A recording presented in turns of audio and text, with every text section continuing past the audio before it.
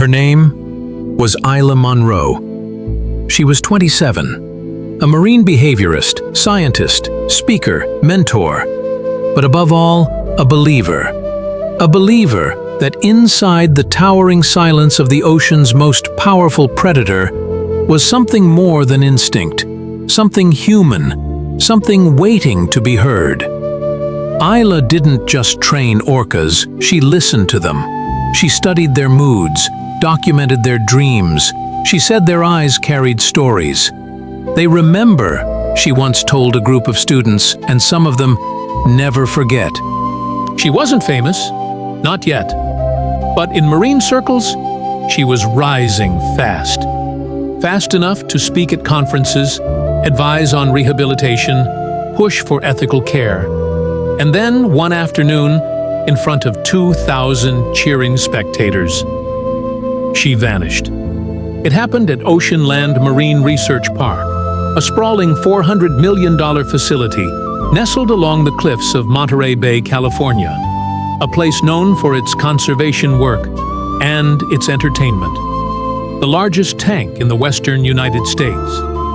5 orcas in rotating shows.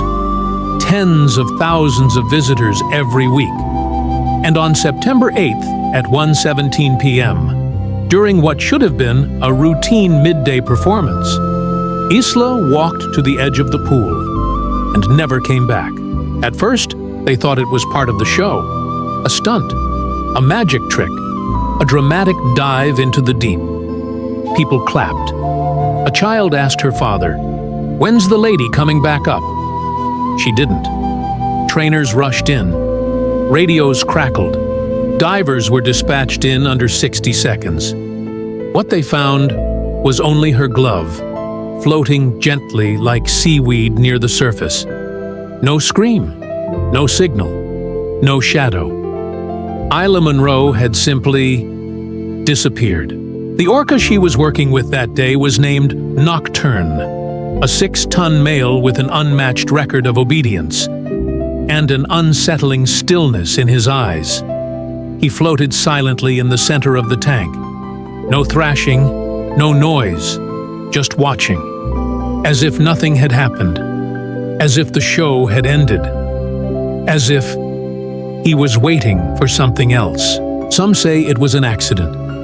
Others whisper something darker, something premeditated, something that had been building for months. But one fact remains. A woman with no history of fear, no sign of error, no reason to vanish, was erased from the surface of the earth by silence. This is her story. This is the vanishing of Isla Monroe. Not all orcas are the same. Some are loud, playful, interactive. They chirp, they splash, they roll over like puppies in the sun. But Nocturne was nothing like them. He was 20 feet long, over 12,000 pounds of muscle. Jet black, except for one dull scar trailing down the left side of his rostrum. A scar that no one ever talked about, and no record ever explained. Where the others were animated, Nocturne was still. Where the others sought praise, he stood apart and watched. When Isla was first assigned to him, veterans of the park warned her gently. Start slow with Nocturne. Don't expect the usual playbook. He's not dangerous, but he's different. To most of the staff, Nocturne was a headache. He ignored hand signals. He refused fish if it wasn't freshly thawed. He once floated for 11 hours, unmoving, staring at the glass wall. But Isla saw something else. She said his silence wasn't defiance. It was intelligence. She noticed how he responded not to sound, but to movement, rhythm, vibration. How he reacted when trainers whispered to each other behind glass, as if he could hear through the walls. She grew fascinated. While others wrote him off as low stimulus, Isla wrote pages in her notebook. She studied his eye dilation, his posture near different trainers, his reactions to music. She swore he had a memory like a computer, that he remembered who fed him late, who slapped the water, who left the lights on overnight. She said, he doesn't just recognize people, he recognizes how they make him feel. And yet, something about Nocturne unnerved even her. She would laugh during interviews, saying, he stares too long. Like he's not watching. He's waiting. What Isla didn't know, what they never told her, was that Nocturne had a record. He was transferred to Oceanland Marine Research Park from a failing facility in Alaska, one that had quietly shut down after a trainer incident. No charges were filed, no media coverage, just one line in the logbook: behavioral breach, isolated event, relocated per protocol. But those who worked at Oceanland knew the truth. 2 trainers left the park within Nocturne's first 6 months. One refused to talk about it ever again. She resigned, moved across the country, and deleted all social media. The other was found sitting in her car in the parking lot, still in uniform, doors locked, tears streaming down her face. When they finally got her to speak, all she said was, his eyes. I've never seen hate in an animal's eyes before. But Isla didn't hear those stories. They weren't in her orientation. They weren't in the paperwork. And when she asked questions, she was told the same thing. He's not dangerous. He's just misunderstood. So Isla leaned in. She approached him slowly, with open hands and unblinking eyes. She treated him with respect. She sang to him at feeding time. She whispered his name like a prayer. And Nocturne responded. For the first time in over a year, he followed a hand cue. He touched the training ball. He took food from her palm. The park celebrated. Managers smiled. The showrunners scheduled her for a new routine. They thought they were making progress. But Nocturne wasn't learning. He was studying. Before we go deeper, take a moment. Think about what we've done. We take the wild, the vast, roaring, unpredictable wild, and we put it in a box. Steel walls, chlorinated water, schedules, and we call it care. We turn creatures that once hunted in endless oceans into circus performers. We teach them to spin for applause, and then wonder why sometimes they snap. Do we really understand what we've trapped? Do we know what silence means? When it's coming from something that has learned how to wait? Because Isla Monroe thought she was saving him. She believed love was enough. But she forgot one truth. Even the calmest water can drown you. So before the next chapter begins, ask yourself, if this story matters, if the line between respect and control is thinner than we think, subscribe, share this video, and comment below, captivity has consequences. Because Isla didn't walk into danger, she trusted it. And by the time she realized what she was facing, it was already far, far too late. It was a cloudy Friday in Monterey Bay, California. The kind of day where the sun tries to shine through, but never quite does. The stands were full. Nearly 2,000 people packed into the bleachers. Families, couples, school children on field trips, popcorn in laps, phones ready. Nocturne was scheduled as the finale. The midnight waltz.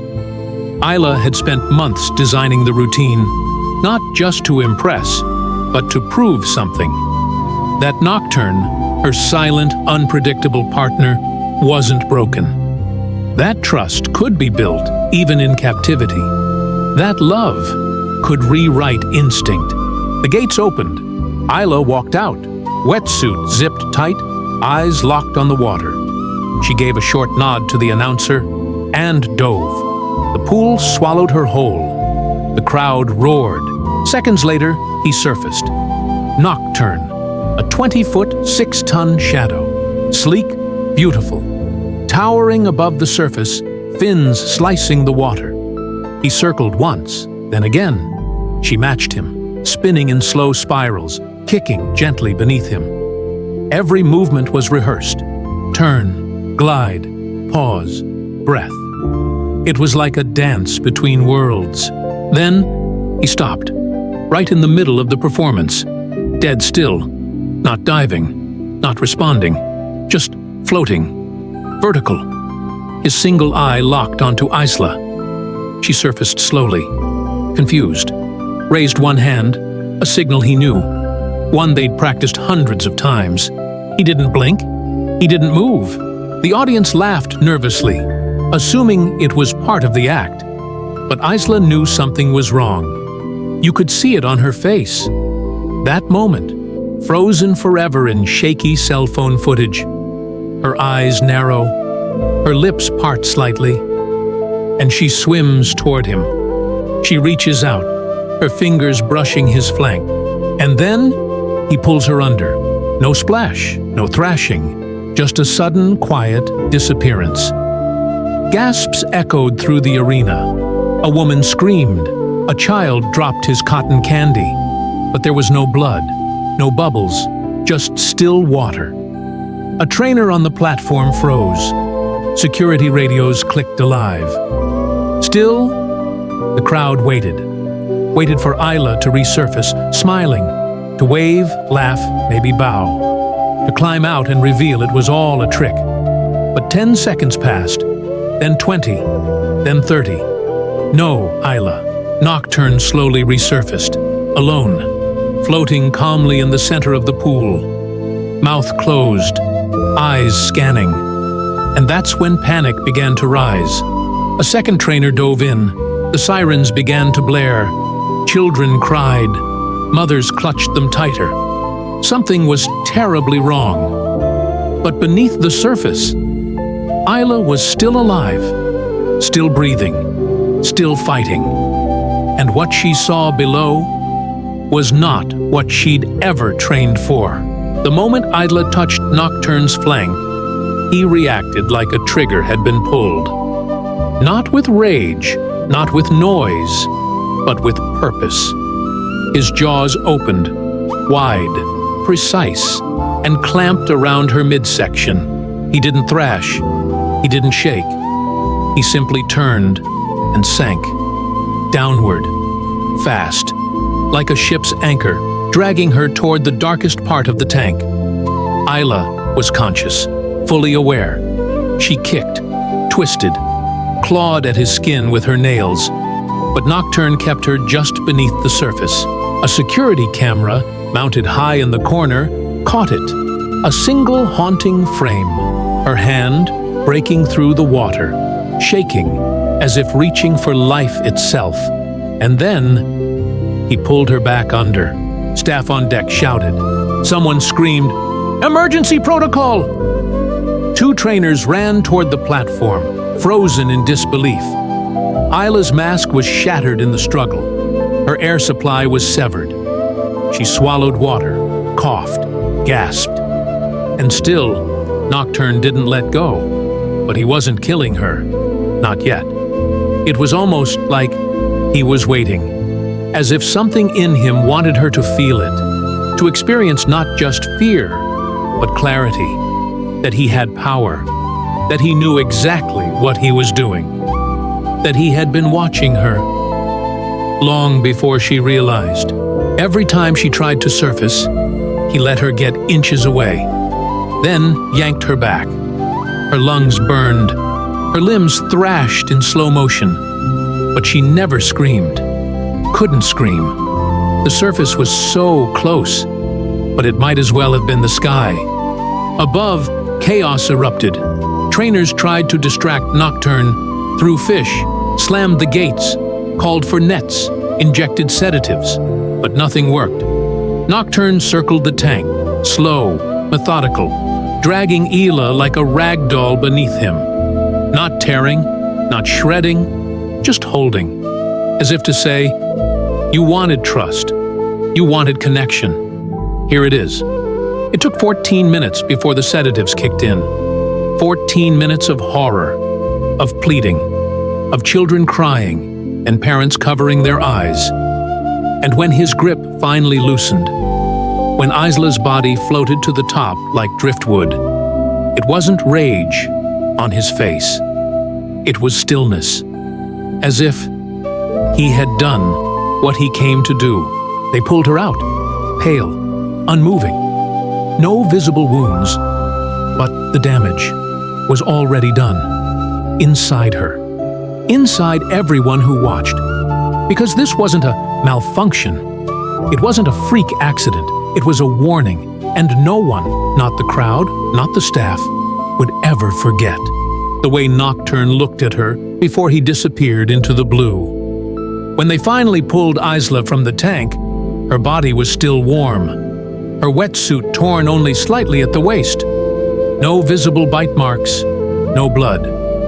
To the untrained eye, she looked peaceful. But the horror wasn't on her skin.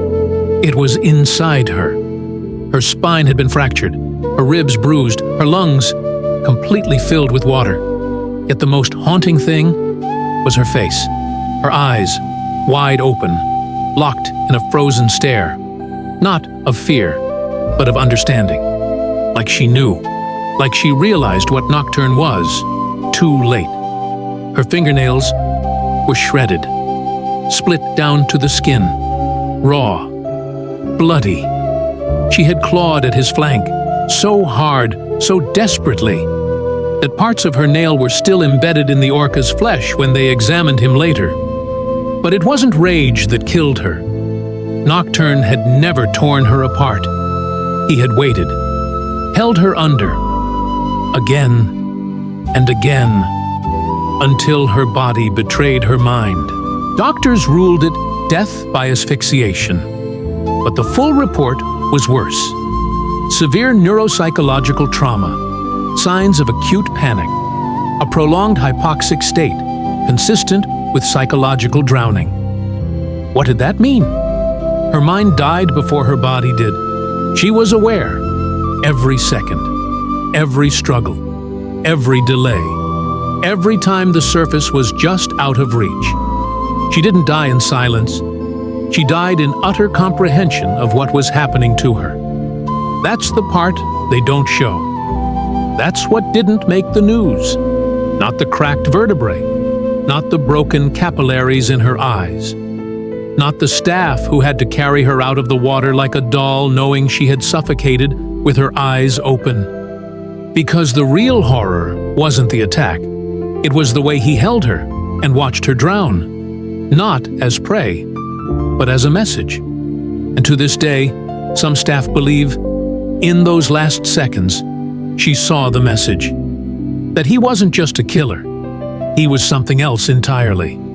Something no tank, no training, no kindness could ever tame. Still think these are trained pets? Still believe this was a mistake, and not a message?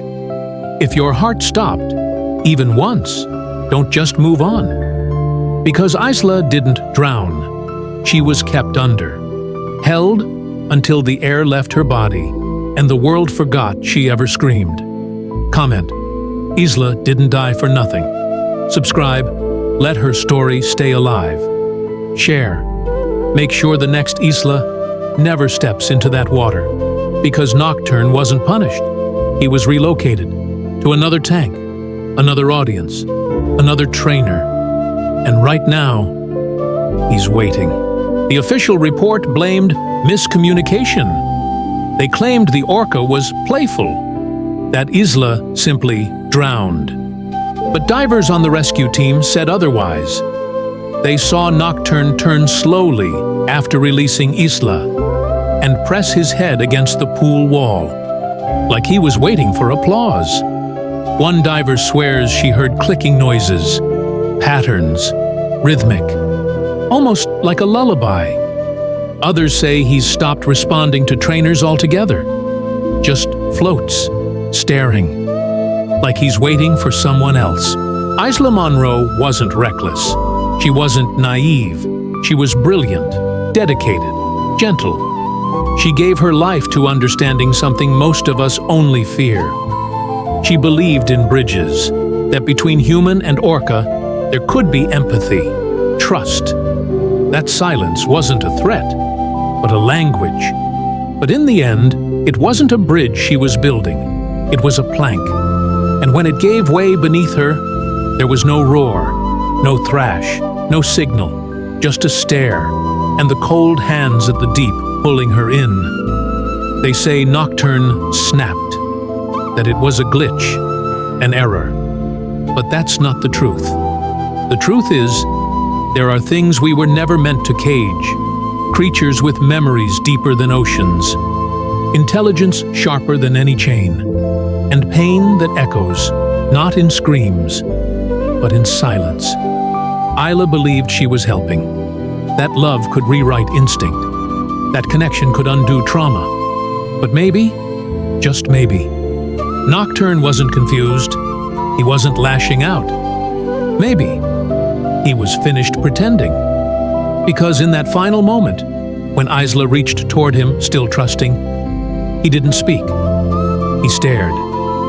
And now we must ask, was it communication? Or was it a goodbye? This isn't a monster story. It's a mirror held up to our own choices. Because Isla wasn't killed by an orca. She was failed by the illusion of control, by the idea that intelligence equals obedience, that affection can override trauma, that we, as humans, can confine something wild and expect it not to remember. Nocturne didn't lash out. He didn't flail, didn't fight. He watched.